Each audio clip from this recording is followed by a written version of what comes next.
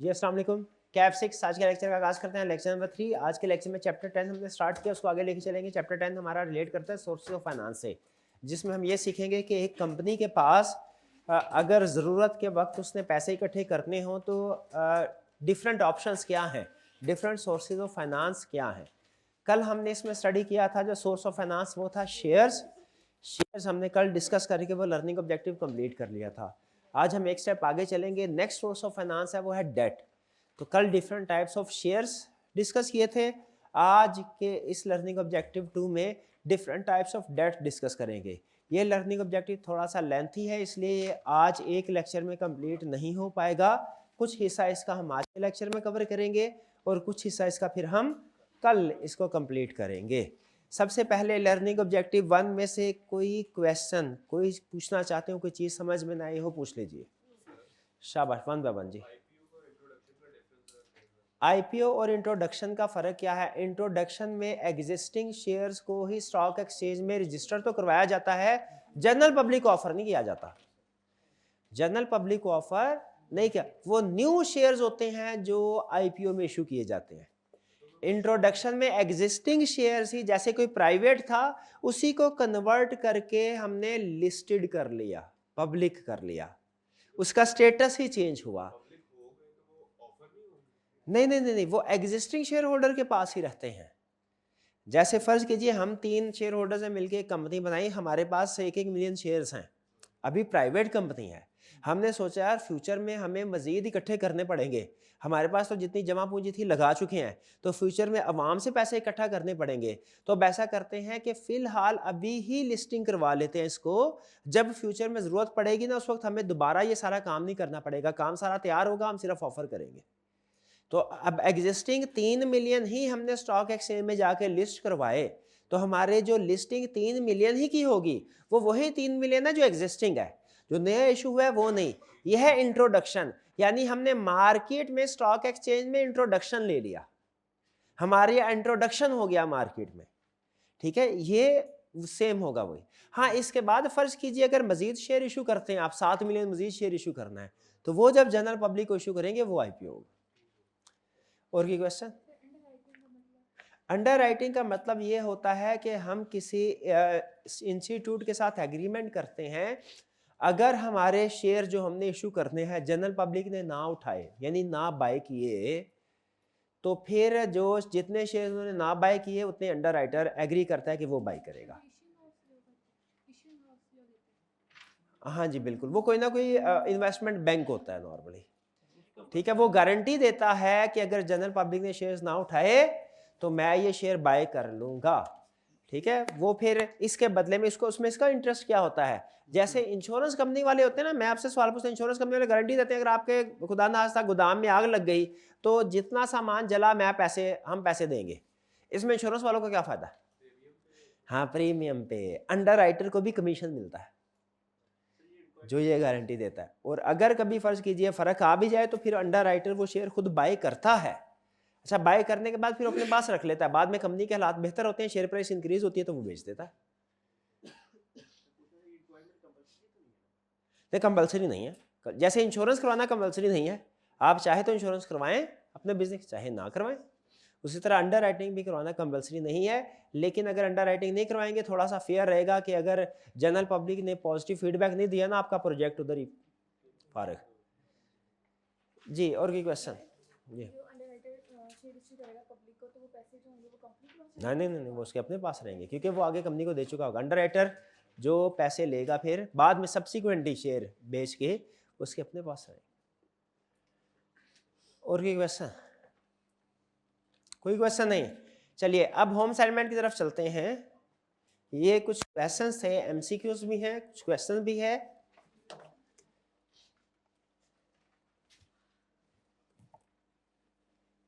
पहला, which type of share holder receive a fix dividend rate? Preference share holder. ठीक है, अच्छा, ordinary share और प्रेफरेंस शेयर में फर्क क्या है? ऑर्डिनरी का डिविडेंड फिक्स नहीं होता, शेयर प्रेफरेंस शेयर होल्डर का डिविडेंड फिक्स होता है। अच्छा, ऑर्डिनरी में और प्रेफरेंस में सिमिलैरिटी क्या है? फाइनेंस के पॉइंट ऑफ व्यू से बताना है। दोनों इक्विटी है। और फाइनेंस के पॉइंट ऑफ व्यू से ऐसा कंसेप्ट बताया जो हमारे किसी फ्यूचर के चैप्टर में काम आता हो। कैल दोनों को डिविडेंड मिलता है आगे,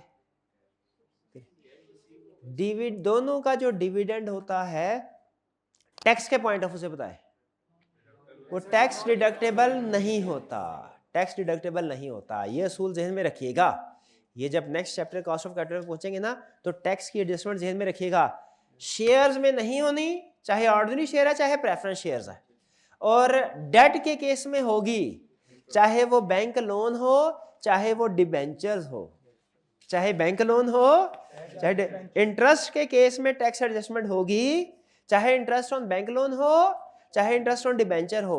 डिविडेंड के केस में टैक्स एडजस्टमेंट नहीं होगी, चाहे डिविडेंड ऑन ऑर्डिनरी शेयर हो चाहे dividend on preference share holder. Question number 2, what are two types of return earned by share holder. Share holder कौन कौन सा टाइप ऑफ रिटर्न अर्न करते हैं? Bonus issue, right issue? नहीं, bonus right नहीं, dividend and change in share price. अच्छा, change in share price को ना कभी कभार हम टर्मिनल वैल्यू बोल देते हैं। टर्मिनल वैल्यू इसलिए बोलते हैं क्योंकि ये टर्मिनेशन यानी एट द एंड शेयर को सेल करें तो जो पैसे आते हैं ना, ये वो चीज होती है। ठीक है, तो दो तरह के रिटर्न होते हैं। डिविडेंड वो एनुअल मिलता है। अच्छा, प्रैक्टिकली डिविडेंड इंटरम भी होता है, फाइनल भी होता है। फाइनेंस में आपने एज्यूम करना है कि जब तक वो साइलेंट है, और अक्सर साइलेंट ही रहेगा, वो कौन सा डिविडेंड हुआ करेगा? Final dividend. शाबाश। सिंप्लिसिटी ऑफ कैलकुलेशन के लिए वो हमें एज्यूम करवाता है कि ये फाइनल डिविडेंड ही है। अच्छा, एक चीज मुझे बताइए, देखिए कंसेप्ट से कंसेप्ट निकलता है। मैं बहाने से ना दिखने को नजर आ रहा होगा आपको मैं थ्योरी पढ़ा रहा हूँ, लेकिन मैं बैक एंड पे ना अपना जो चैप्टर 11 और कुछ दूसरे फ्यूचर के चैप्टर्स हैं उनके कंसेप्ट्स न्यूमेरिकल जो है वो बिल्ड कर रहा हूँ। यहाँ पे वो बोल रहा है कि जी दो तरह का मिलता है, डिविडेंड और change in share. Change in share price का मतलब क्या है कि आज शेयर मैंने अगर 100 रुपए का लिया, उसकी फेस वैल्यू 100 है, जो 2 साल 3 साल 4 साल के बाद उसकी मार्केट वैल्यू 125 हो गई, तो वो 25 रुपये भी तो मेरा प्रॉफिट है। ऐसा ही है। ठीक है। अच्छा, एक टर्म बोली जाती है, एक प्रेफरेंस शेयर में ऑर्डिनरी शेयर में एक डिफरेंस आई कैप ने नहीं लिखा हुआ। ठीक है, मैं आपसे पूछ रहा हूं रिडीमेबल और इरिडीमेबल, ये क्या फर्क है? ऑर्डिनरी शेयर्स हमेशा इरिडीमेबल हैं, प्रेफरेंस शेयर्स में भी रिडीमेबल में भी इरिडीमेबल। ध्यान में रखिएगा, ऑर्डिनरी जी रिडीमेबल डेट होता है, रिडीमेबल प्रेफरेंस शेयर भी होता है, प्रेफरेंस शेयर भी होता है। बल्कि अगली बात अब आपने शेयर में, वरना ऐसी बात आप उछल पड़ेंगे अगली बात सुन के। ये प्रेफरेंस शेयर ना सिर्फ ये कि रिडीमेबल होता है, बल्कि वो कन्वर्टेबल भी होता है। ये पता है आपको? तो आप तो कह रहे थे कि प्रेफरेंस शेयर रिडीमेबल नहीं होता। रिडीमेबल भी, हाँ, प्रेफरेंस शेयर दोनों होते हैं। ऑर्डिनरी शेयर एक ही होता है, ऑर्डिनरी शेयर इरिडीमेबल, लिख लें ordinary share irredeemable, preference share redeemable भी इरिडीमेबल भी। अच्छा, तो मुझे बताइए, मैं कुछ टर्म्स बोलने जा रहा हूं, आपने मुझे बताना है इन टर्म्स से आपको वाकफियत है कि नहीं। Redeemable at par, par value क्या होती है? Face value, nominal value. अच्छा, अब अगर मैं कहीं पे कोई फेस वैल्यू आपको ना बताऊं, तो आपने वही एज्यूम करना है जो आई के आपने अपनी किताब में लिखा हुआ है, 100 रुपीज, 100 रुपीज। अच्छा, नहीं, वो फेस वैल्यू डिफरेंट होती है, डिफरेंट शेयर की डिफरेंट होती है। ठीक है, लेकिन in the absence of information assume करना है 100 है। रिडीमेबल आपने वैल्यू बताते जाना है। रिडीमेबल एट पार कितने में रिडीम होगा? 100। Redeemable eight 10% premium 100। Redeemable eight 20% discount 80। अच्छा, इशूड एट डिस्काउंट 10%, 90 पे इशू हुआ है, इशू रिडीम नहीं हुआ। इशू हुआ है 90, issued at 10% redeemable at premium of, issued at discount of 10% redeemable at premium of 10%, issued 90 पे redeemable 110 पे। अब अगर क्वेश्चन के अंदर ये रिडीमेबल इशूड के अल्फाज at par, at premium, at discount आएगा, समझ लेंगे? पक्की बात है। चलिए आगे चलते हैं। Question 3, which method is suitable for small amounts of financing? Small amounts of financing के लिए कौन सा? Private placement. ठीक है जी। अच्छा, और इनमें से कौन से वाला ऐसा है जो कि फाइनेंसिंग के लिए सूटेबल है ही नहीं? ना बड़ी फाइनेंसिंग के लिए छोड़े, बोनस इशू। शाबाश शाबाश। Question 4, what does AIM stand for? Alternative investment market. अच्छा, इसका पर्पस क्या होता है? स्मॉल कंपनीज, बिजनेसेस के लिए फाइनेंस रेज करना। Correct. 5, in which method is cash not received by company? Bonus issue. IPO में तो नहीं होता। State 2 features of shares. Share के फीचर्स क्या हो? प्रीएम्प्टिव राइट है, इरिडीमेबल है, डिविडेंड वेरी कर सकता है, डिविडेंड टैक्स डिडक्टेबल नहीं होता, प्रीएम्प्टिव राइट होता है। बिल्कुल ठीक है। ये 2 पूछे थे हमने, 3-4 बता दिए। Differentiate between issuance cost of equity and debt. Issuance cost पूछ रहा है, इशू करने की कॉस्ट किसकी ज्यादा है? इक्विटी की। डेट की कम होती है, क्योंकि इक्विटी के केस में ज्यादा अप्रूवल्स रिक्वायर्ड होती हैं, प्रोसेस लेंथी होता है। Differentiate bit. अच्छा जी, what is 8, what is the primary purpose of alternative investment market? Explain the concept of 2। अच्छा, ये इत्तेफाक से जो एग्जांपल्स आ रही है 2 for 5, 2 for 5 की है, लेकिन ये ना समझिएगा हमेशा यही होता है। वो कभी 1 for 3 भी कह सकता है, कभी 4 for 7 भी कह सकता है, उसकी मर्जी है। तो कंसेप्ट क्या? 2 for 5 का मतलब क्या है? जिसके पास 5 शेयर्स हैं उसको 2 शेयर्स मिलेंगे। ठीक है। 10, company A is considering an IPO to raise funds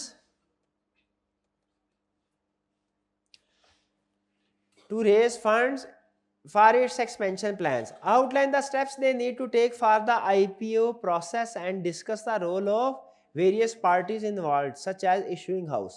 process क्या होता है? सिंपल आंसर देना है। सबसे पहले स्टेप नंबर 1 में क्या होता है?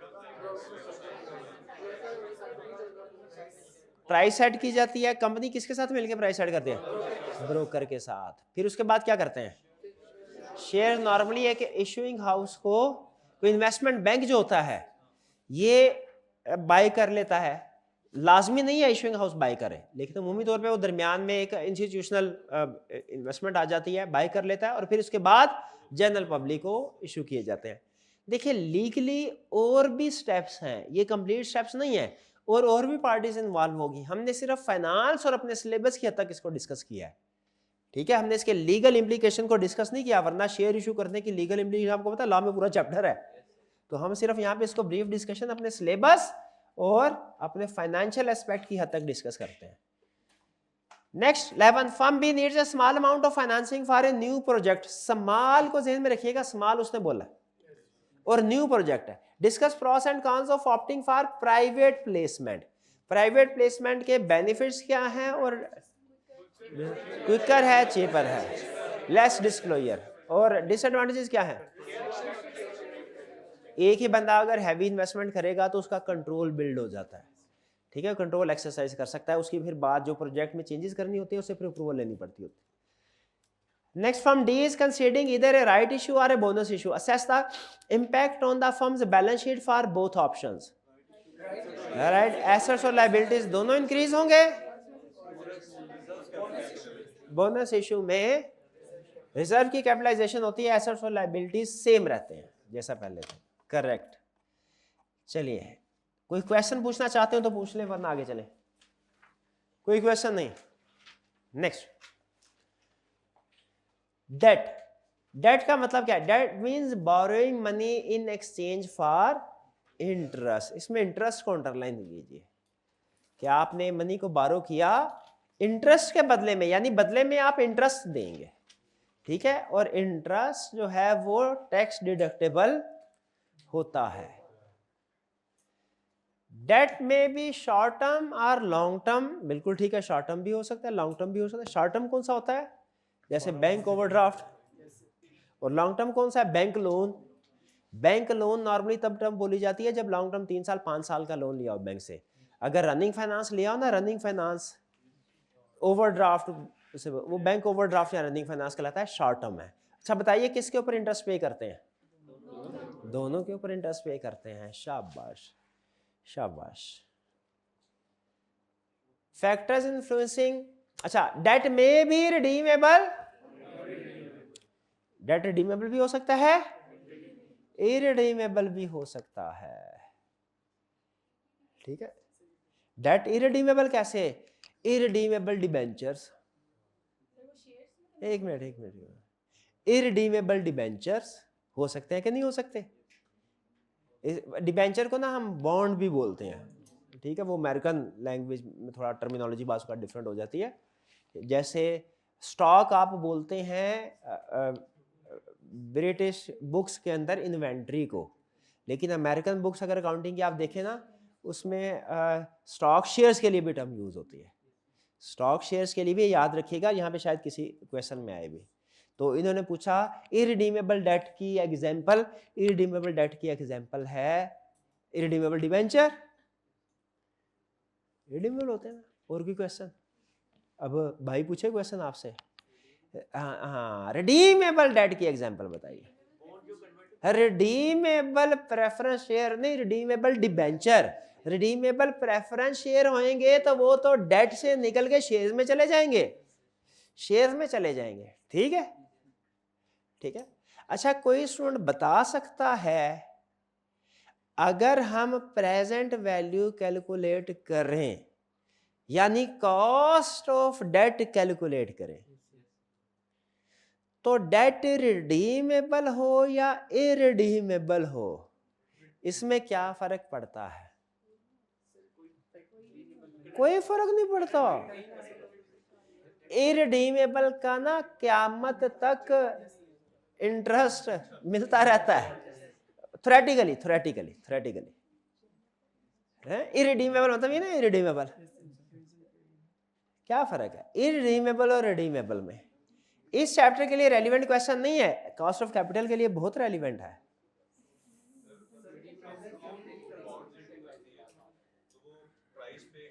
अच्छा आप जरा सुनिएगा और समझ आ जाए तो मुझे बताइएगा। इरिडीमेबल सिक्योरिटी होगी। अच्छा सिक्योरिटी में और शेयर्स में फर्क पता है किसी को? सिक्योरिटीज की टर्म बोली जाती है शेयर और डिबेंचर्स दोनों के लिए, शेयर डिबेंचर दोनों के लिए लफ्ज सिक्योरिटीज बोला जाता है। जब कोई कंसेप्ट दोनों में अप्लाई होता है ना, तो हम ये नहीं कहते this concept shall apply on shares as well as debentures, हम कहते हैं this concept shall apply on securities. अगर सिक्योरिटी इरिडीमेबल हो तो परपेचुइटी का फार्मूला लगेगा, रिडीमेबल हो तो एन्युटी का फार्मूला लगेगा। ये बात समझ आई कि नहीं आई? अब बताएं इरिडीमेबल में और रिडीमेबल होने में फर्क है कि नहीं? कि जब प्रेजेंट वैल्यू कैलकुलेट करेंगे इरिडीमेबल की परपेचुइटी का फार्मूला लगेगा, रिडीमेबल की एन्युटी का नहीं समझ आई आपको? कोई मसला नहीं, गोली मारे, कोई प्रॉब्लम नहीं है। ये इस क्वेश्चन, इस चैप्टर का क्वेश्चन ही नहीं था, ये अगले चैप्टर में देखेंगे, फिर देखेंगे। परपेचुइटी कोई परेशान होने की जरूरत नहीं, आगे चल के फार्मूला सिर्फ बदलना है, सिर्फ फार्मूला बदलेगा। आपने केस स्टडी के अंदर क्वेश्चन के अंदर ये देखना है कि ये इरिडीमेबल है कि रिडीमेबल है, और अपने जहन में रखना है इरिडीमेबल है तो फार्मूला कुछ और होगा, रिडीमेबल है तो फार्मूला कुछ और होगा। क्या होगा वो बाद में पढ़ना है। Availability, factors influencing choice of debt. अच्छा एक चीज और मिल गई, अब बात हो ही रही है तो रिडीमेबल में सवाल पूछे पहले आप।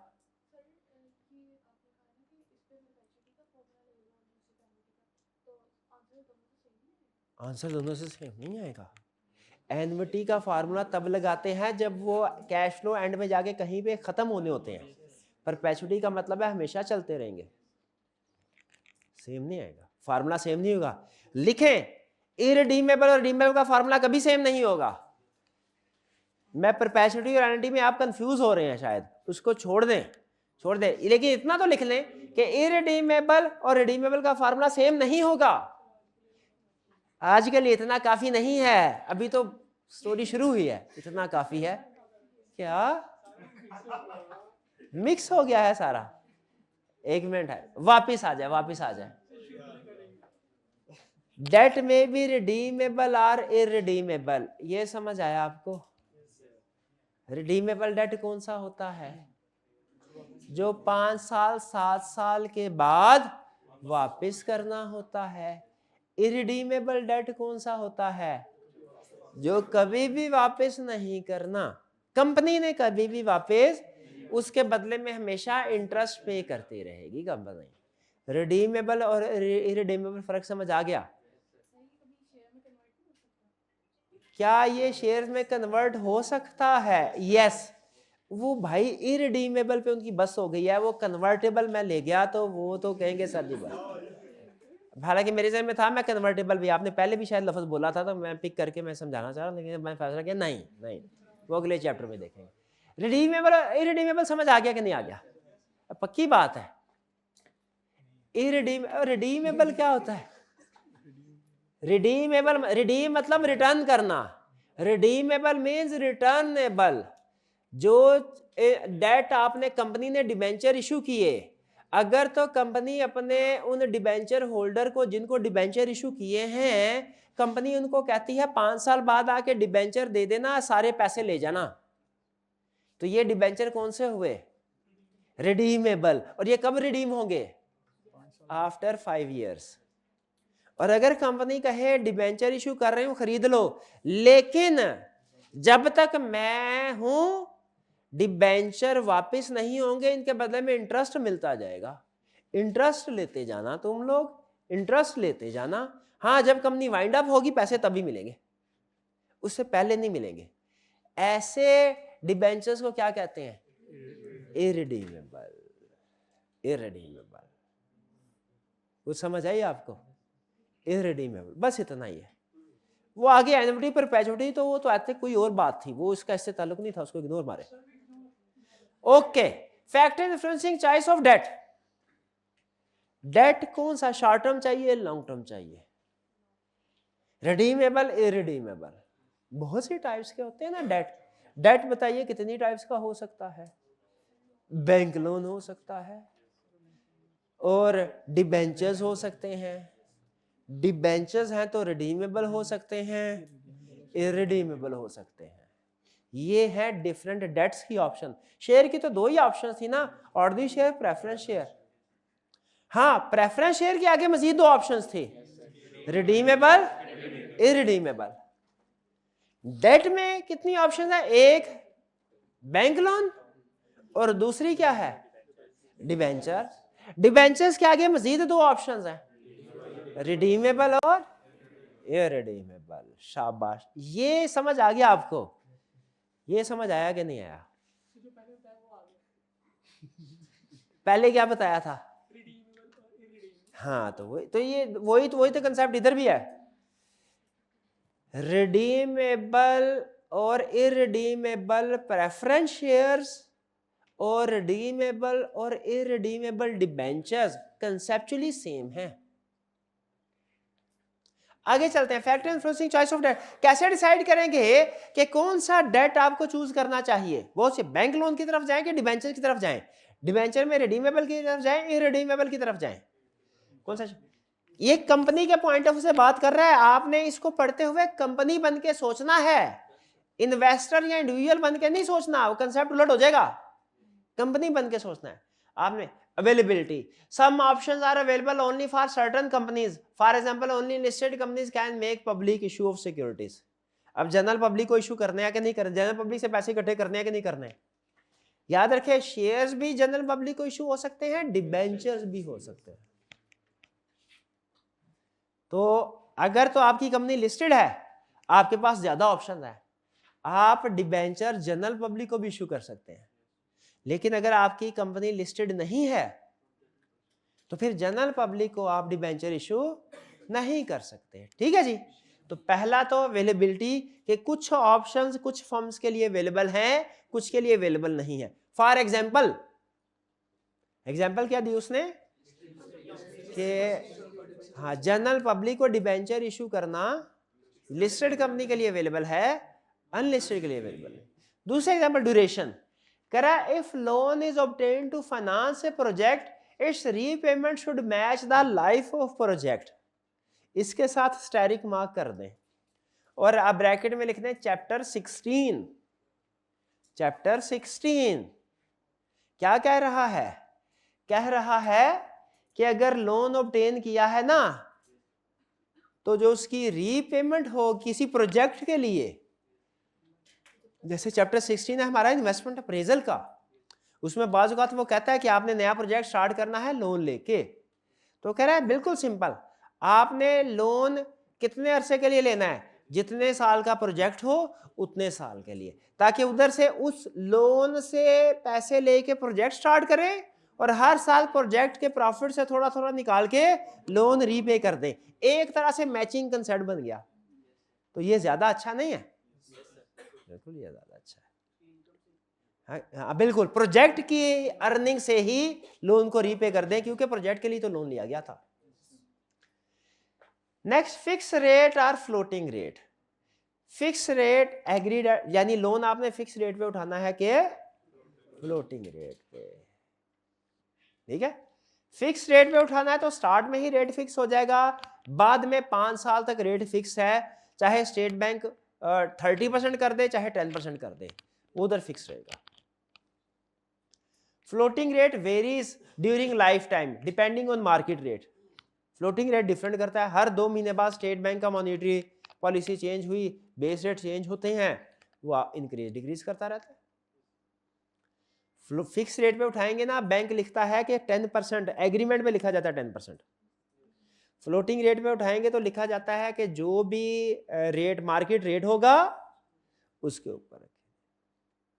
किसमें रिस्क ज्यादा है? फ्लोटिंग में रिस्क ज्यादा है। हाँ, पाकिस्तान में वैसे जाओ बढ़ने का रिस्क। शाबाश।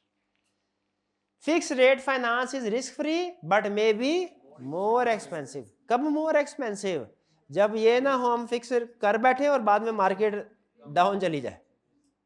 देखिए, दो धारी तलवार है ना ये, जाहिर है अब भी तो जा सकती थी। Security and covenant. सिक्योरिटी का मतलब कि आपके पास कोई सिक्योरिटी है, सिक्योरिटी है तो लोन मिलेगा, सिक्योरिटी नहीं है तो लोन नहीं मिलेगा। कोविनेंट का मतलब है कंडीशन, जो बंदा भी लोन देता है IMF की तरह ही लोन देता है, यानी अपनी शर्तें भी साथ मनवाता है। तो आप देखिए, कोविनेंट का मतलब वो शर्तें, क्या आप वो शर्तें पूरी करने के काबिल हैं? अगर वो शर्तें पूरी करने के काबिल हैं फिर आपको लोन मिलेगा, वरना नहीं। कह रहा है बोरिंग पावर ऑफ कंपनी में बी लिमिटेड, बोरिंग पावर कम हो सकती है कंपनी की due to security and covenant requirements. किसी भी बैंक की जितनी ज्यादा सिक्योरिटी की रिक्वायरमेंट होंगी, कोविनेंट रिक्वायरमेंट कंडीशंस होंगी, कंपनी की बोरोइंग एबिलिटी उतनी ही कम होती जाएगी, कम होती जाएगी रिक्वायरमेंट। सिक्योरिटी में भी इधर फिक्स चार्ज और फ्लोटिंग चार्ज। ये तो आपने वो कंपनी लॉ में शायद पढ़ा होगा, कि किसी और सब्जेक्ट में भी पढ़ा है। फिक्स चार्ज और फ्लोटिंग चार्ज क्या होता है? फिक्स चार्ज होता है स्पेसिफिक एसेट के ऊपर, और फ्लोटिंग चार्ज का मतलब क्या होता है? क्लास ऑफ एसेट्स के ऊपर। ठीक है, यानी जनरल कैटेगरी। जैसे अगर मैं कहूं इस AC के ऊपर आपका चार्ज है, ये कौन सा है? और अगर मैं कहूं इस क्लास के जितने भी AC हैं उन सब पे आपका चार्ज है, फ्लोटिंग चार्ज है। ठीक है जी, तो ये हमारा फिक्स्ड और फ्लोटिंग चार्ज। यहां तक कोई प्रॉब्लम? क्विकली जरा एक दफा रिकैप करते हैं। अवेलेबिलिटी में क्या कह रहा है? कुछ ऑप्शंस किसी कंपनी के लिए अवेलेबल है, दूसरी कंपनी के लिए अवेलेबल नहीं है। ड्यूरेशन में क्या कह रहा है? लोन की ड्यूरेशन और जिस मकसद के लिए आपने लोन लिया है वो उसकी रीपेमेंट मैच करने चाहिए। फिक्स रेट और फ्लोटिंग रेट का मतलब क्या है? कि लोन फिक्स रेट भी हो सकता है, फ्लोटिंग रेट भी हो सकता है। अगर आप रिस्क को पसंद करते हैं तो कौन सा ऑप्शन उठाएं? फ्लोटिंग। और अगर रिस्क को पसंद नहीं करते, फिक्स। फिर कह रहा है सिक्योरिटी एंड कोविनेंट्स। जितनी ज्यादा सिक्योरिटी एंड कोविनेंट्स रिक्वायरमेंट्स होंगी, बोरोइंग पावर उतनी ही कम होती जाएगी। Advantages and disadvantages of debt financing. अच्छा, इस चैप्टर में जगह जगह एडवांटेजेस और डिसएडवांटेजेस आएंगे। असूल सुन लीजिए। अगर तो किसी जगह उसने देखें एज टीचर जो मेरे लिए एडवांटेज की बात है वो शायद आपके लिए एज स्टूडेंट एडवांटेज की बात ना हो। एज टीचर मेरे लिए एडवांटेज की बात क्या है कि मैं क्लास में कम क्वेश्चन डिस्कस करूं, आपको होम असाइनमेंट में ज़्यादा क्वेश्चन दे दूं ताकि मेरी क्लास की ड्यूरेशन कम हो जाए, जल्दी छुट्टी हो, मैं घर चला जाऊं। लेकिन आपका होम घर में बर्डन ज़्यादा हो जाएगा। ये मेरे लिए एडवांटेज है, आपके लिए डिसएडवांटेज है। इसी तरह हो सकता है आपके लिए जो एडवांटेज हो मेरे लिए डिसएडवांटेज हो। आपके सर 5 क्वेश्चंस हैं हमने करने हैं, बड़े बड़े क्वेश्चंस हैं, चले आप ऐसा कीजिए 3 क्वेश्चन क्लास में करवा दें, 2 क्वेश्चन हम घर में कर लेंगे। अब ये मेरे लिए डिसएडवांटेज है, मुझे खपना पड़ेगा, क्लास की ड्यूरेशन भी ज्यादा, बोलना पड़ेगा, आप तो स्कूल से बैठ के सुन रहे हैं। मेरे लिए आपके लिए एडवांटेज है, चलो क्लास में सारी प्रैक्टिस हो गई, घर जाके कम प्रैक्टिस करना पड़ेगा, ऐसे ही है। लेकिन बाज़ औक़ात होता है कुछ चीज़ें दोनों के लिए एडवांटेज वाली है, दोनों चीज़ लिए डिसएडवांटेज की भी हो सकता, ऐसा भी हो सकता है। अब सुन लीजिए, एडवांटेज और डिसएडवांटेज में अक्सर वो दोनों पार्टीज के पॉइंट ऑफ व्यू से बताएगा। लोन लेने वाले के पॉइंट ऑफ व्यू से भी, लोन देने वाले के पॉइंट ऑफ व्यू से भी। लोन लेने वाली होती है कंपनी और लोन देने वाले को कहते हैं इन्वेस्टर, क्योंकि वो बदले में कोई ना कोई रिटर्न हासिल कर रहा है। सुनिए असूल, ताकि आप कंफ्यूज ना हो पढ़ते हुए। अगर तो उसने कंपनी और इन्वेस्टर के एडवांटेज डिसएडवांटेज डिस्कस कर रहा है किसी भी टाइप के, अगर तो कंपनी और इन्वेस्टर उसने अलग-अलग डिस्कस किए हैं तो आपने कंपनी के एडवांटेजेस डिसएडवांटेजेस पढ़ते हुए सिर्फ कंपनी बन के सोचना है कंपनी के साइड पे, और इन्वेस्टर के एडवांटेजेस डिसएडवांटेजेस पढ़ते हुए इन्वेस्टर की साइड से सोचना है। लेकिन कुछ जगह पे उसने ये क्लासिफिकेशन नहीं की, सीधा ही एडवांटेज और डिसएडवांटेजेस दिए हैं, दोनों के अलग-अलग नहीं किया। इसका मतलब पता क्या होगा कि एडवांटेजेस में कंपनी के एडवांटेजेस भी आ रहे होंगे, इन्वेस्टर्स के भी। इसमें आप कंफ्यूज हो जाएंगे कि यार ये तो कंपनी के लिए नुकसान की बात है, उसने एडवांटेजेस में क्यों लिखी हुई है? इन्वेस्टर के पॉइंट ऑफ व्यू से बस उसने मिक्स कर दिया। फिर डिसएडवांटेज में आप कहेंगे नहीं नहीं ये तो कंपनी का एडवांटेज है, तो उसने डिसएडवांटेज में क्यों लिखा हुआ है? क्योंकि अमूमी तौर पे एक का एडवांटेज दूसरे का डिसएडवांटेज होता है। और इवन इसमें भी अगर आप सिर्फ एक हिस्सा पढ़ ले तो दूसरा पढ़ने की जरूरत नहीं है। पढ़ेंगे सही हम, जरूरत क्यों नहीं है? एक का एडवांटेज उसका डिसएडवांटेज, उसका डिसएडवांटेज इसका एडवांटेज। तो स्टार्ट करें एडवांटेजेस एंड डिसएडवांटेजेस। ठीक है, चलिए आगे चलते हैं। पहले है फॉर कंपनी। अब हम कंपनी बन जाना है, अब इन्वेस्टर नहीं बनना, आपने कंपनी बन जाए, बन गए कंपनी। एडवांटेज क्या है? Cheaper as tax deductible. Agree करते हैं? करते हैं तो टिक लगाएं, साथ टिक लगाएंगे तो मुझे समझ आएगी कि आपको समझ आ गया है, ताकि गवाही रहे कि ये आपको समझ। टैक्स डिडक्टेबल है ना, इसका मतलब है इसमें टैक्स डिडक्शन होगी, टैक्स डिडक्शन होगी। याद रखिएगा, कॉस्ट ऑफ कैपिटल में भूलना जाइएगा। ये ना हो कि आप इंटरेस्ट पेमेंट के ऊपर टैक्स डिडक्शन ना करें और डिविडेंड के ऊपर कर दें। कॉस्ट ऑफ कैपिटल के चैप्टर में ऐसा ही करेंगे ना आप? फिर क्या करेंगे?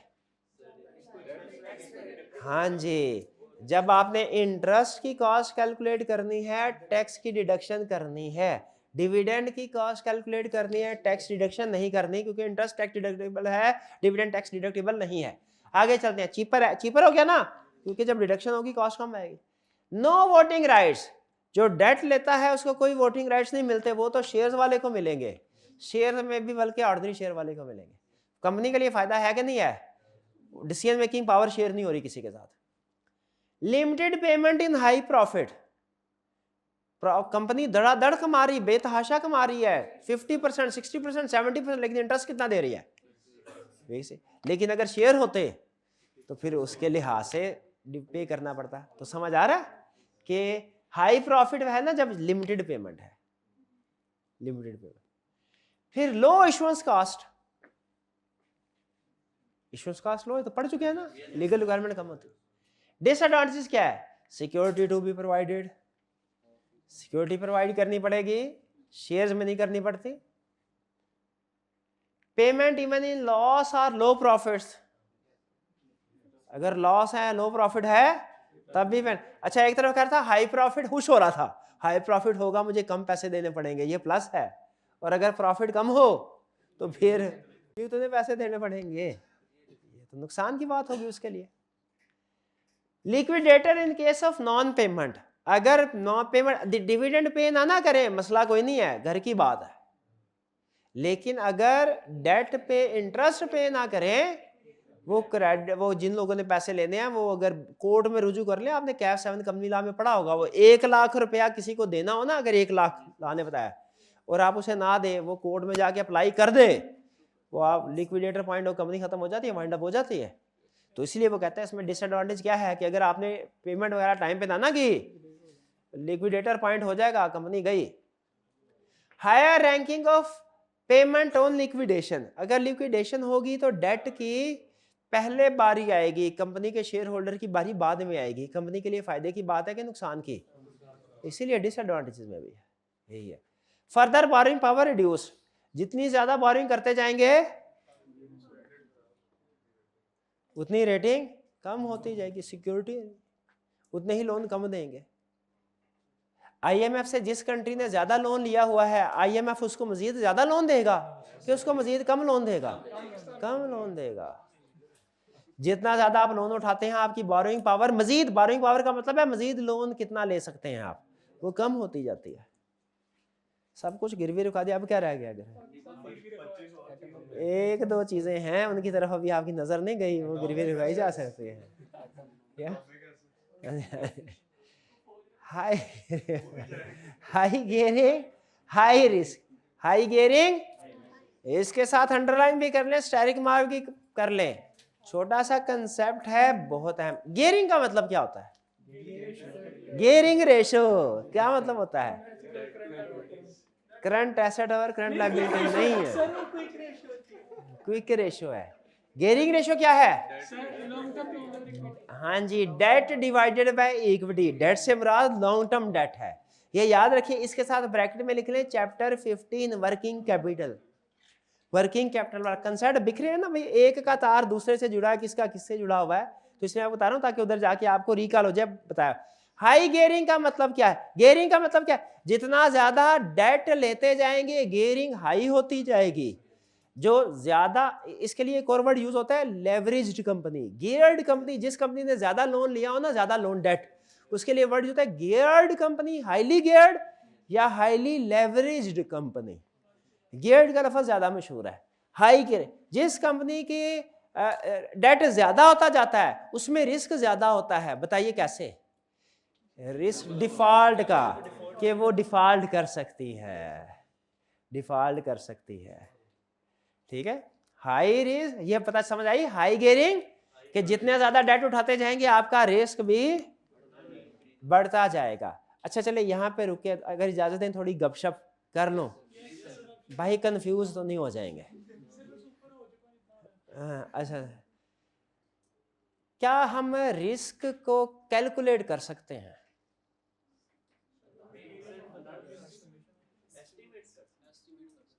एस्टीमेट मॉनेटरी टर्म्स में कर सकते हैं।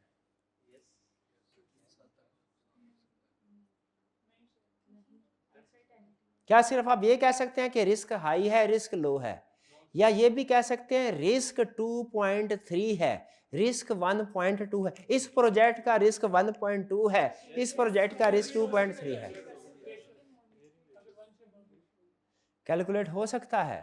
यस, इसका जवाब है कैलकुलेट हो सकता है, कैलकुलेट हो सकता है। इसका फार्मूलाज डिटेल है, वो हमारे सिलेबस में नहीं है, वो सीफैप लेवल पे आप पढ़ेंगे। रिस्क जब कैलकुलेट होता है तो इसको पता है क्या कहते हैं? इसको कहते हैं बीटा। बीटा बीटा बीटा पता कैसे लगाते हैं? बीटा बीटा कैसे लगाते हैं? हाँ, बी की लिखे डंडी, बिल्कुल उसकी खींच दे, ऐसे ही है, शाबाश। पहले डंडी खींच देते हैं फिर बी लिखते हैं, ये ऐसे। ये बीटा, ये है रिस्क, रिस्क बीटा। ये ज़हन में रखिएगा, पहचान रखिएगा, जहां कहीं बीटा आ जाए इसका मतलब क्या है, रिस्क आ गया। वो कहेगा beta has been increased from 1.1 to 1.3। अब कॉस्ट ऑफ कैपिटल का वो सवाल पूछूं आपसे जो स्टूडेंट्स को बहुत ही मुश्किल लगता है, पूछो। वो कैलकुलेशन भी होती है, उसमें आधा मुश्किल कैलकुलेशन में, आधा मुश्किल कंसेप्ट में, मैं सिर्फ कंसेप्ट वाला पूछ रहा हूं। एक कंपनी का बीटा इंक्रीज हो गया, उसकी कॉस्ट ऑफ कैपिटल पे क्या फर्क पड़ेगा? इंक्रीज हो जाएगी, डिक्रीज हो जाएगी, नो इफेक्ट। कितने स्टूडेंट कह रहे हैं इंक्रीज होगी? इंक्रीज होगी, शाबाश। कितनों का कह रहा है डिक्रीज होगी? इंक्रीज होगी। ये किस वजह से? हाई गेयरिंग है, हाई रिस्क। हाई रिस्क का मतलब बीटा हाई हो गया कंपनी का, high risk high return. High gearing high risk एक कंसेप्ट है, हाई रिस्क हाई रिटर्न दूसरा। जब रिस्क हाई होगा ना तो जो इन्वेस्ट करने वाले हैं वो कहेंगे हम इन्वेस्ट नहीं करेंगे, तुम लोगों का रिस्क हाई है, डूब सकते हो, उन्हें फिर ज्यादा ऑफर करना पड़ेगा। तो ये जहन में रखिएगा, जब रिस्क हाई यानी beta increase, cost of capital will increase. ये चैप्टर 11 का कंसेप्ट अभी लिख लें। If beta is increased, cost of capital will increase. Beta के साथ नीचे लिख दीजिए रिस्क, क्योंकि 2 दिन के बाद भूल जाना आपको कि बीटा का मतलब क्या था। बीटा मतलब रिस्क। अगर रिस्क इंक्रीज हुआ, क्योंकि रिस्क इंक्रीज से रिटर्न इंक्रीज होता है ना, तो जो इन्वेस्टर करेगा ना वो हाई रिटर्न मांगेगा, हमें उसे ज्यादा पैसे देने पड़ेंगे, वरना हम इन्वेस्ट नहीं करेगा। चले वापिस आ जाए। फॉर इन्वेस्टर्स, अब इन्वेस्टर बन जाए, कंपनी को छोड़े गोली मारे, अब इन्वेस्टर बन गए इन्वेस्टर। अब आपने पैसे देने हैं और आपको इंटरेस्ट मिलना है। एडवांटेजेस क्या है? No risk of variation in income, fixed return आएगा, ये नहीं कभी कम कभी ज्यादा, कभी है ही नहीं, कोई चक्कर नहीं है। Liquidator in case of non payment, अरे ये तो डिसएडवांटेज था, एडवांटेज में कैसे आ गया? हाँ, हम अब इन्वेस्टर, अब हमारे फायदे के लिए, वो हमारे लिए आया है लिक्विडेटर, कंपनी को बेच के हमें पैसे देगा। कंपनी के लिए डिसएडवांटेज है, हमारे लिए एडवांटेज है। सिक्योर्ड, अरे ये तो डिसएडवांटेज था, सिक्योरिटी टू बी प्रोवाइडेड, ये एडवांटेजेस में कैसे आ गया? वो हम इस वक्त इन्वेस्टर हैं, हमारे लिए सिक्योरिटी होना अच्छी बात है। कंपनी ने अगर पैसे वापस ना किए, सिक्योरिटी को बेच सकते हैं। Higher ranking of payment on liquidation, अरे ये तो डिसएडवांटेज में था, इधर कैसे आ गया? इन्वेस्टर है, क्योंकि अगर हमारा रैंक ऊपर होगा, कंपनी का नीचे होगा, शेयर होल्डर का, हमारे लिए प्लस है, उनके लिए नेगेटिव है। डिसएडवांटेज क्या? नो वोटिंग राइट्स, ये तो एडवांटेज में था, ये कंपनी के एडवांटेज में है, ये इन्वेस्टर के लिए। Limited payment in high profits, company के लिए एडवांटेज है, इसके लिए कि हाई प्रॉफिट होंगे। वो सोच रहा होगा इसको उधार दिया था, खुद लाखों करोड़ों कमा रहा है और मुझे ये सिर्फ इंटरेस्ट ही दे रहा है, खुद करोड़ों कमा रहा है, ये ऐसे सोचते होते हैं लोग, हैं? मेरी दुकान इतनी चला दी, इतनी चल गई इसकी है, अब तो ये लाखों में खेल रहा है, अच्छा मैं ऐसा करता हूँ, अगले महीने किराया बढ़ाने की बात करता हूँ, ऐसे होता है। तो limited payment in high profit, इसके लिए टेंशन वाली बात होती है। हाई रिस्क इफ अनसिक्योर्ड, अगर अनसिक्योर्ड होगा तो रिस्क हाई है, इसका मतलब है डेट सिक्योर्ड भी हो सकता है, अनसिक्योर्ड भी हो सकता है। प्रैक्टिस में ना, अभी तो आपको कहा जाता है ना कि डेटर ओवरड्यू हो गए, प्रोविजन रिकॉर्ड कर दो 20%, 50%, 60%। प्रैक्टिस में ये भी देखा जाता है कि सिक्योरिटी है कि नहीं। सिक्योर्ड डेट के ऊपर परसेंटेज कम होती है, अनसिक्योर्ड डेट्स के ऊपर परसेंटेज ज्यादा होती है, ज्यादा होती है। बताइए, बैंक ने लोन दिया होता है, बदले में अपने पास गिरवी चीजें रखवाई होती है ना, अगर पार्टी डिफॉल्ट करती है, वो प्रोविजन रिकॉर्ड करते हैं कि नहीं करते? वो देखते हैं सिक्योरिटी है कि नहीं, सिक्योरिटी सफिशिएंट हो तो फिर ज्यादा प्रोविजन रिकॉर्ड करने की जरूरत नहीं होती। फिर नीचे गेयरिंग को बता रहा है, ये इसको ध्यान में रखिएगा, ये कंसेप्ट आगे यूज होगा, ठीक है, फ्रीक्वेंटली नहीं लेकिन 2-3 क्वेश्चन में यूज होगा। Gearing is the ratio of debt to equity. यहाँ पे डेट से मुराद कौन सा डेट है? Long term loan. ये ज़हन में रखिएगा, लॉन्ग टर्म है। वो बैलेंस शीट दी थी उसने, उसमें लॉन्ग टर्म शॉर्ट टर्म दोनों थे, उसने दोनों को फिट कर दिया, दोनों फिट कर दिया। Higher debt means higher gearing ratio. If company is highly geared, equity finance will be better option. अगर कंपनी हाईली गियर्ड है ना, तुम लोगों को और लोन कोई नहीं देगा, अपने पैसे अरेंज करो। अगर ऑलरेडी आईएमएफ से बहुत ज्यादा पैसे ले लिए हुए ना, आईएमएफ नहीं और मजीद देगा, अपने सोर्सेज से अरेंज करने की कोशिश करो। लेकिन अभी दे रहा है, अभी इसका मुझे पता है कुछ दम कम है इधर। चले, different types of debt instruments. Different types क्या है डेट इंस्ट्रूमेंट्स की? जी, हायर रैंकिंग वाला। हाँ, हायर रैंकिंग देखें, जब कभी कोई कंपनी लिक्विडेट होती है ना, तो अपॉइंट होता है एक लिक्विडेटर। उस लिक्विडेटर का काम होता है कि कंपनी के सारे एसेट्स बेच के लायबिलिटी पे करे। लेकिन लायबिलिटी की तरतीब लगती है, लाइन लगती है प्रैक्टिकली, पहले किसको पे करना है, बाद में किसको करना है। इसकी एक तरतीब कंपनीज एक्ट में दी गई है, हमारे सिलेबस में नहीं है। उसमें वो गैस कीजिए सबसे पहले किसकी बारी आती है? प्रेफरेंस सिक्योर्ड क्रेडिटर्स के, सिक्योर्ड की, फिर अनसिक्योर्ड की आएगी, पहले डेट के, सारे गलत। सबसे पहले बारी आती है गवर्नमेंट ड्यूज की, जो गवर्नमेंट को पैसे देने हैं, सबसे पहले वो क्लियर किए जाते हैं। उसके बाद फिर सिक्योर्ड की बारी आती है, डेट क्रेडिटर में से सिक्योर्ड की, फिर अनसिक्योर्ड की, फिर उसके बाद शेयर होल्डर की बारी आती है, पहले प्रेफरेंस की, फिर अगर बचे तो फिर ऑर्डिनरी शेयर होल्डर की।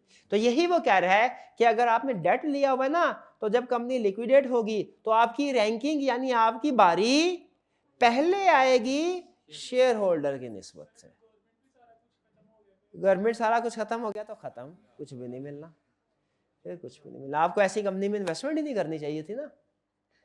ठीक है जी, नेक्स्ट और की क्वेश्चन। अच्छा, अब है different types of debt instrument. Instrument का मतलब है piece of paper,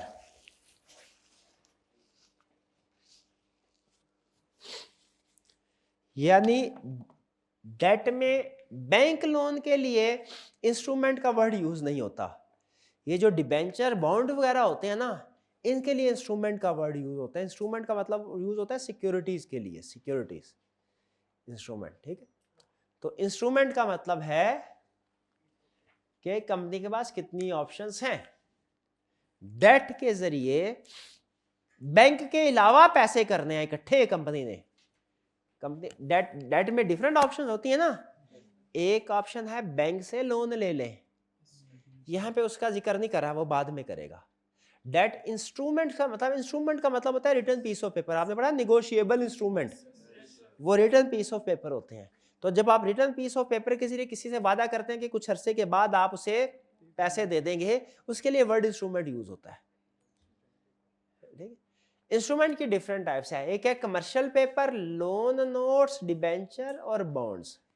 theoretical concept है, सिर्फ न्यूमेरिकल में इसकी कोई सिग्निफिकेंस नहीं है। न्यूमेरिकल में सिर्फ और सिर्फ वो आपसे डिबेंचर और बॉन्ड्स को कहेगा एक ही चीज है, और नॉर्मली डिबेंचर वर्ड यूज करेगा। लेकिन थ्योरेटिकली डिफरेंट आपको कंसेप्ट्स बता रहा है। पहला कमर्शियल पेपर। कमर्शियल पेपर कहते हैं जब आपने थोड़े से अरसे के लिए पैसे इकट्ठे करने हो, 1 साल से कम अरसे तक के लिए, तो यूं समझ लीजिए है ये सारे ही डिबेंचर्स की बदली हुई शक्लें। अगर वही पेपर आप 1 साल से कम अरसे के लिए डेट के लिए इशू करें, कमर्शियल पेपर, उसी को आप 1 साल से ज्यादा और 5 साल तक के लिए इशू करें, और उसी को अगर 5 साल से ज्यादा के लिए इशू करें, वो डिबेंचर या बॉन्ड कहलाएगा। 5 साल से ज्यादा कर लिए। अब अगर वो सिक्योर्ड है तो बॉन्ड कहलाएगा, अनसिक्योर्ड है तो डिबेंचर कहलाएगा। लेकिन परेशान नहीं होना, ये सिर्फ थ्योरेटिकली डिफरेंस है। जब न्यूमेरिकल साइड पे जाएंगे वो एक ही चीज आपसे पूछेगा, डिबेंचर। क्लियर? हाँ, बॉन्ड्स के आगे कह रहा है कुछ मजीद टाइप्स हैं, ये समझ लीजिए।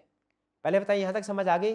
कमर्शियल पेपर, लोन स्टॉक, फिर debenture, bonds.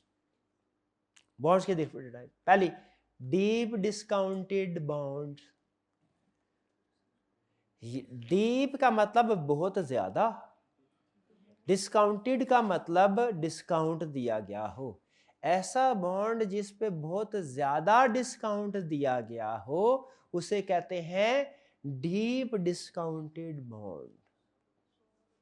Deep discounted bond यानी 100 रुपये पार वैल्यू है तो वो हो सकता है 50 रुपये, 60 रुपये, 40 रुपये में बिक रहा हो।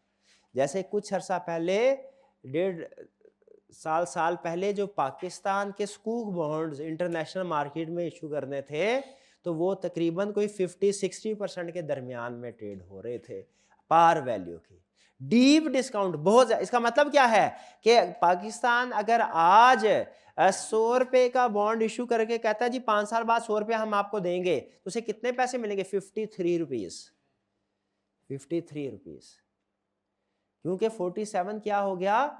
डिस्काउंट। डिस्काउंट थोड़ा बहुत होना तो उसे सिंपल डिस्काउंट बोलते हैं। 5% डिस्काउंट, 10% डिस्काउंट, ये सिंपल डिस्काउंट है। इशूड एट डिस्काउंट सुना होगा आपने?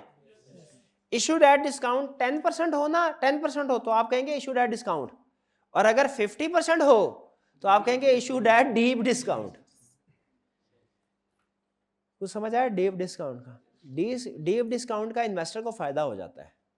जितना ज्यादा डिस्काउंट होगा ना, कंपनी के लिए नुकसान है, इन्वेस्टर के लिए फायदेमंद है। उतने कम पैसे देने पड़ेंगे और उतने एंड पे ज्यादा पैसे मिलेंगे।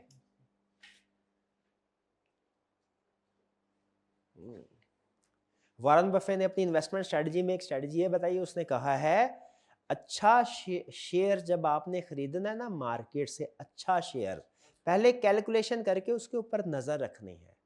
कहता है वैसे शिकार करना है जैसे शेर बकरी का शिकार करता है, हिरन का शिकार करता है। कैसे? पहले वो अंदाजा लगा लेता है कि मैंने इसका शिकार करना है, ताड़ लेता है, टारगेट कर लेता है। फिर उसके बाद वो बड़े चुपके से इत्मीनान से इंतजार करता रहता है कि इस वक्त उसका शिकार बेखबर हो, वीक पोजीशन में है। जब वीक पोजीशन में आएगा ना उस वक्त अटैक करना है। तो कहता है जब ने आपने जिंदगी में स्टॉक एक्सचेंज में इन्वेस्टमेंट करनी हो ना, हिसाब किताब लगाए कौन सा शेयर अच्छा है, कौन सा शेयर अच्छा है, कौन सा डिविडेंड वगैरह दे रहे हैं। जब आपको पता चल जाए मार्केट में ये शेयर स्ट्रांग है, इनके डिविडेंड ज्यादा होते हैं, फौरन नहीं खरीदना, फौरन नहीं खरीदना। कहता है टारगेट बना के नजर रखें, शेयर की आंख रखें उसके ऊपर, फिर सुकून से नजर रखते रहें। बैड टाइम का इंतजार करें। बैड टाइम में कोई बैड न्यूज आएगी, इन्वेस्टर जो होता है ना, इन्वेस्टर वो उसकी साइकी बताता है। कहता है 90% से ज्यादा इन्वेस्टर मार्केट में शॉर्ट टर्म होता है। तो इस इन्वेस्टर के शॉर्ट टर्म सोच से फायदा उठाया जा सकता है। ये नेगेटिव सोचता है ना तो ये हर चीज के बारे में नेगेटिव सोच रहा होता है। तो जब स्टॉक एक्सचेंज डाउन जाती है ना, अच्छा शेयर भी डाउन जाता है।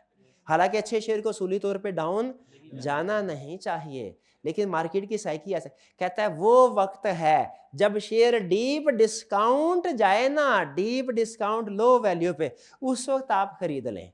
कहता है आपका जो रिटर्न ऑन इन्वेस्टमेंट है वो सिर्फ कंपनी के डिविडेंड पे बेस नहीं करता, आपकी इनिशियल इन्वेस्टमेंट पे भी बेस करता है। वो कितनी है? कोशिश करनी है इनिशियल इन्वेस्टमेंट कम से कम हो।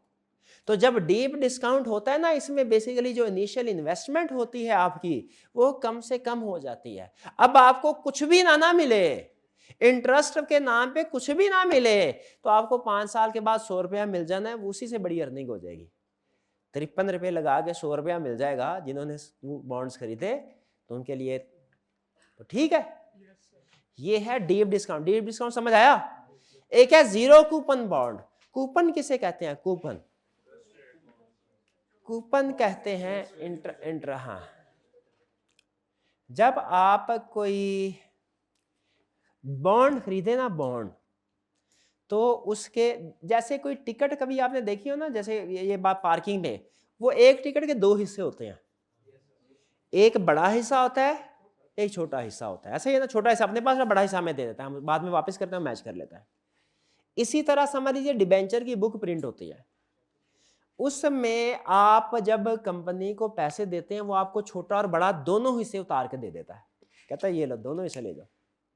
आप कहते हैं अच्छा इनका मतलब क्या है? वो कहता है ये छोटा हिस्सा है कूपन और बड़ा हिस्सा है आपका बॉन्ड। बड़ा हिस्सा 5 साल बाद आपने हमें देना है, हम आपको बॉन्ड के पैसे दे देंगे। छोटा हिस्सा जो है ना ये कूपन रेट है। ये इसके ऊपर रेट देखे क्या लिखा, हमने कहा 6%। उसने कहा आपको हर साल 6% इंटरेस्ट भी मिलेगा।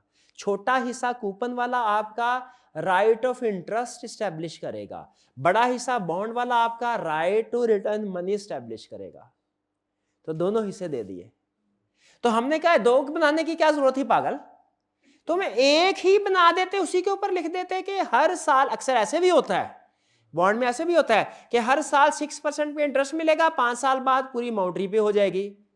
तो कंपनी ने कहा ये तुम्हारे ही फायदे के लिए है। बताइए इसमें क्या फायदा है, इन्वेस्टर का क्या फायदा है? अगर right to return coupon rate interest अलहदा हो, वो अलहदा हिस्सा बन जाए, और जो बड़ा प्रिंसिपल रीपे करने वाला है उसको अलहदा कर दिया जाए, ये ज्यादा इन्वेस्टर के लिए बेहतर है कि दोनों एक हिस्से में ही लिख दी जाए दोनों चीजें। अलहदा कैसे बेहतर है? इंटरेस्ट इंक्रीज डिक्रीज भी वो 6% ही मिलेगा, उसे अलहदा से बेच सकता है। शाबाश। वो जो इंटरेस्ट वाला पोर्शन होता है ना, वो अलहदा से भी जरूरत के वक्त बेचा जा सकता है। ये आगे चल के एक जगह पे कंसेप्ट समझाएगा आपको, वो यहाँ पे आया, मैंने कहा चले जीरो कूपन है फौरन ही बता दें। अच्छा अगर तो कूपन साथ है ना तो फिर तो ये कंसेप्ट है, लेकिन जीरो कूपन बॉन्ड का मतलब क्या है वाला? कूपन का मतलब होता है कूपन रेट, इंटरेस्ट रेट। लिख लें, coupon rate is equal to interest rate. जहां कहीं कूपन रेट आ जाए इसका मतलब क्या होगा? Interest rate, cost of capital में आएगा बार बार। Coupon rate is equal to interest. ये सारी चीजें साथ साथ लिख रहे हैं ना, कहीं पे इकट्ठे करते जाएं। कूपन, जीरो कूपन बॉन्ड का मतलब क्या है? इंटरेस्ट रेट नहीं होगा। तो मुझे बताइए कोई पागल है कि बॉन्ड खरीदेगा और उसके ऊपर इंटरेस्ट ही नहीं ले रहा? हाँ, या तो उसको मिलेगा डिस्काउंट पे या रिडीम होगा प्रीमियम पे। तो बेसिकली वो एनुअल रिटर्न नहीं ले रहा होगा, लेकिन वो चेंज इन शेयर प्राइस से फायदा उठा रहा होगा। Bond offered at zero interest rate, it is offered at discounted rate and investor earn through higher redemption value. Redemption value भी समझ आई कि नहीं आई? नहीं आई समझ। ये रिडेम्पशन वैल्यू क्या होता है? इतना मुश्किल लफ्ज आ गया है। जब रिडीम होगा उस वक्त की जो वैल्यू होती है उसे रिडेम्पशन वैल्यू कहते हैं। अच्छा कैलकुलेट कीजिए रिडेम्पशन वैल्यू। एक बॉन्ड फेस वैल्यू 100 रुपीज है, रिडीमेबल है एट 20% प्रीमियम।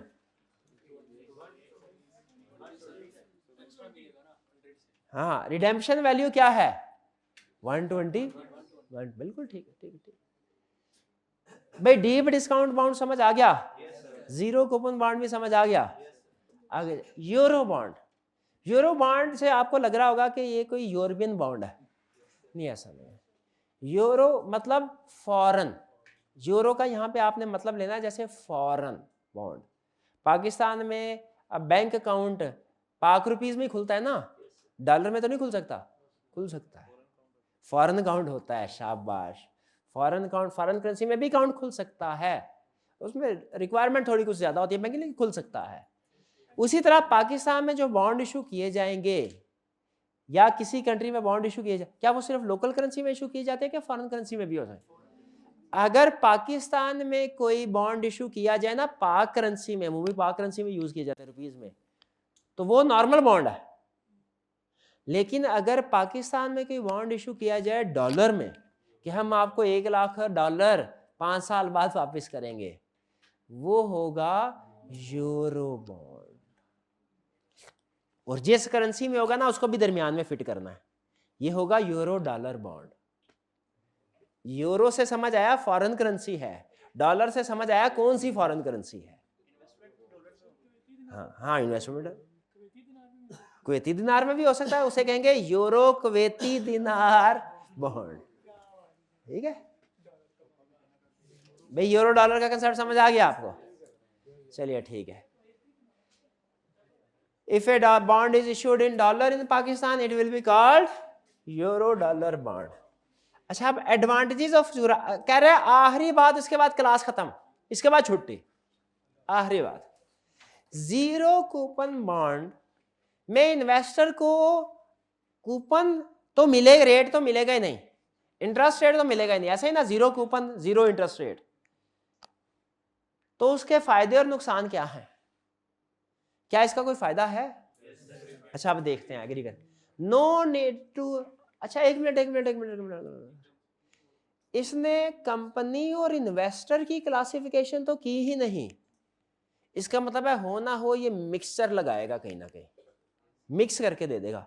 तो हमने थोड़ा सा अलर्ट होना है, हमने ये भी देखना है एडवांटेज है कि नहीं, ये भी देखना है किसके पॉइंट ऑफ व्यू से है। No need to repay cash till maturity date, क्योंकि कंपनी को हर साल इंटरेस्ट पे करने की जरूरत नहीं है, सिर्फ एंड में पे करना है। एडवांटेज हो गया कंपनी के लिए। उसने बताया नहीं, उसको चाहिए था ये, जैसे ऊपर उसने स्टार्ट अच्छा लिया था इन्वेस्टर का और कंपनी का अलग करके, लेकिन यहाँ पे आके वो मिक्स कर गया। कोई बात नहीं, जल्दी में होगा। Redemption price is known, redemption price is known. Projector को क्या हो गया? बटन तो बंद है, हाँ ऑन कर दे, करते हो गया ऑन। ये लेक्चर थोड़ी देर के लिए पॉज कर दे जी। तो next, redemption price is known, redemption price पता है कितनी होगी, पता है ना। So better planning to repay bond at maturity, so planning की जा सकती है कि मेच्योरिटी डेट पे कितने पैसे अरेंज करने हैं और कैसे करने हैं। किसके पॉइंट ऑफ व्यू से है? ये भी कंपनी के पॉइंट ऑफ व्यू, हाँ ठीक है। अच्छा डिसएडवांटेजेस पे आ जाए। Not attractive for investors unless rate of discount is high, क्योंकि उनको रेट ऑफ इंटरेस्ट तो मिल नहीं रहा, तो जो कमाना है उन्होंने डिस्काउंटिंग से ही कमाना है। तो इन्वेस्टर के लिए अट्रैक्टिव नहीं है जब तक के रेट हाई ना हो। फिर कह रहा है ये पेंशनर के लिए सूटेबल नहीं है। पेंशनर हजरात ने इन्वेस्टमेंट करनी है अगर, वो ये जीरो कूपन बॉन्ड बाय ना करे। क्यों ना करे? क्योंकि suitable only for those investors who are ready to sacrifice periodic return. हाँ, क्योंकि उनको हर मंथ नहीं मिलेगा। जीरो कूपन बॉन्ड खरीदेंगे अगर आप, हर महीने इंटरेस्ट नहीं मिलेगा, ठीक है। इसलिए ये सिर्फ उन इन्वेस्टर्स के लिए सूटेबल है जिनके पास अपने खर्चा पानी चलाने के लिए, घर चलाने के लिए पैसे हैं, और वो मंथली रिटर्न को सैक्रिफाइस या पीरियोडिक रिटर्न को सैक्रिफाइस कर सकते हैं। If investor needs money back before maturity, he will have to sell. तो देखा उसने, ये कंपनी के लिए बता दिया एडवांटेजेस और ये इन्वेस्टर्स के पॉइंट ऑफ व्यू से। इसका मतलब है जीरो कूपन बॉन्ड पहले सेल भी हो सकता है, लेकिन ये कंपनी को नहीं होता, ये आगे किसी दूसरे इन्वेस्टर को होता है। कंपनी ने तो जब उसकी रिडेम्पशन पीरियड आएगा, टाइम आएगा, तभी इसको रिडीम करना है। ये आज के लिए इतना ही प्लान था। कोई क्वेश्चन पूछना चाहते हो पूछ लें, इसमें कोई क्वेश्चन नहीं है। चलिए आज का लेक्चर यहाँ खत्म करते हैं हम। अल्लाह हाफिज।